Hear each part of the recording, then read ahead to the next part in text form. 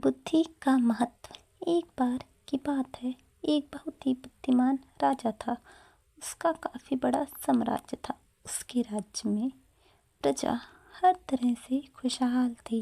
राजा को अपने उत्तराधिकारी की तलाश थी। यद्यपि उस राजा के 3 बेटे थे, लेकिन राजा नहीं चाहता था कि पुरानी परंपरा को वह भी दोहराए और सबसे बड़े बेटे को गद्दी पर बिठाया जाए, बल्कि वह सबसे बुद्धिमान और काबिल बेटे को सत्ता सौंपना चाहता था। उसे उसकी तलाश थी। इसलिए राजा ने उत्तराधिकारी के लिए तीनों बेटे की परीक्षा लेने का फैसला किया।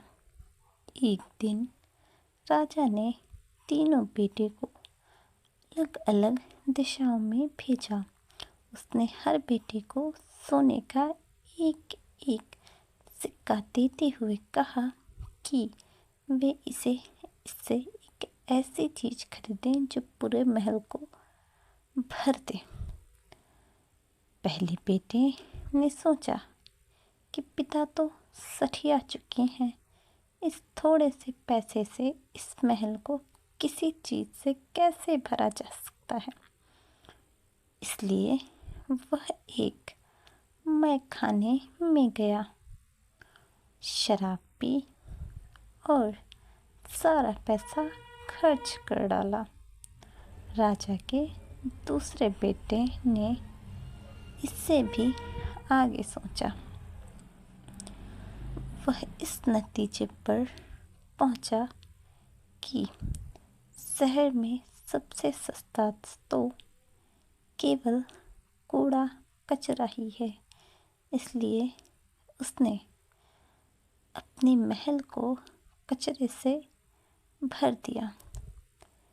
तीसरे बेटे ने 2 दिन तक इस बात पर चिंतन मनन किया कि महल को सिर्फ एक सिक्के से कैसे भरा जा सकता है।